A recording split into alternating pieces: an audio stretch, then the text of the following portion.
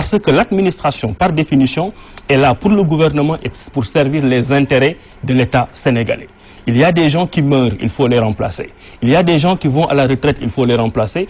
Il y a des gens qui démissionnent, il faut les remplacer. En plus, il y a la complexification des missions de l'État qui fait que l'État a toujours besoin d'une main-d'œuvre supplémentaire. Que ce soit le président Macky Sall, Idrissa Seck, Moustapha Niasse ou un autre, l'administration continuera à fonctionner et à recruter des enseignants et autres. Le mérite ici, c'est qu'on les remplace. Ailleurs, on en supprime. Ah non, certainement pas. Parce que si vous prenez le nombre total de la fonction publique au Sénégal, ça ne dépense pas 250 000. C'est-à-dire que la portion est très très petite. Et je pense même qu'il faudrait trouver les moyens de recruter pour que l'administration soit encore beaucoup plus efficace. Ouais. Donc ça ne peut pas entrer dans le cadre d'un bilan. Quand vous parlez d'une politique d'emploi et que vous énoncez 500 000 emplois par année, nous constatons cette année qu'on en est encore le gap est encore à 100 000, il faudrait donner au secteur privé les moyens d'être productif et de créer ces emplois. Mais ne pas se focaliser sur ce qui se fait dans l'administration, parce que ce n'est pas une politique de l'emploi du président Macky Sall, mais c'est la politique normale qu'on applique à une administration qui se veut performante. Alors, pour réduire les disparités entre nos villes et nos campagnes, et là je cite le président qui annonce un programme de 4000 km de routes rurales sur 4 ans, avec la participation de jeunes formés aux travaux de réalisation et d'entretien. De ce point de vue-là, on parlait d'emploi tout à l'heure, on peut dire que donc il est en train d'en créer avec ce projet-là. On nous annonce qu'on va en créer. Oui. Bon, nous on va attendre qu'on en crée. Parce qu'un gouvernement, ce n'est pas un parti d'opposition, ce n'est pas un candidat à une élection. Un gouvernement ne peut pas être jugé sur des processus. Un gouvernement est jugé sur des résultats.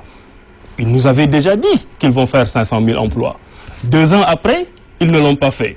Ils nous énoncent d'autres promesses. Nous attendons de voir ce que ces promesses-là vont donner.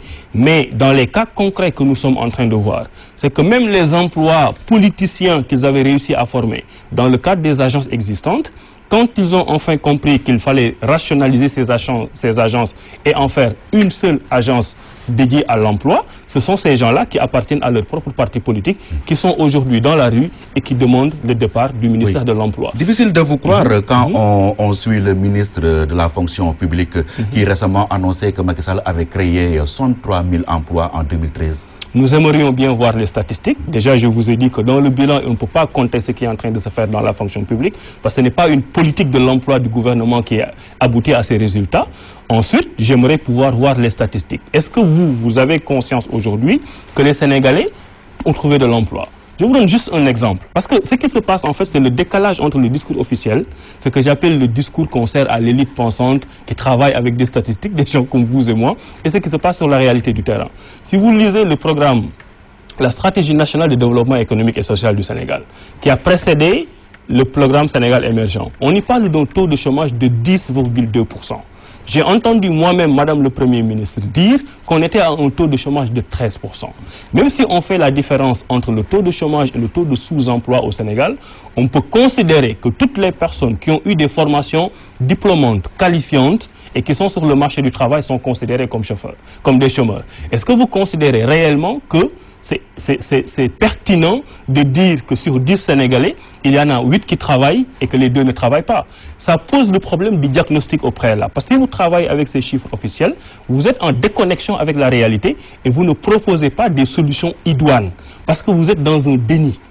Et j'ai constaté qu'au Sénégal, de façon générale, les gens vivent le déni en ce qui concerne les diagnostics. Parce que quand vous critiquez quelque chose, avant de pouvoir proposer une solution, vous devez comprendre l'existant, la situation actuelle. Je comprends et je salue d'ailleurs la démarche de Macky Sall qui, dans son discours, par exemple, commence à dire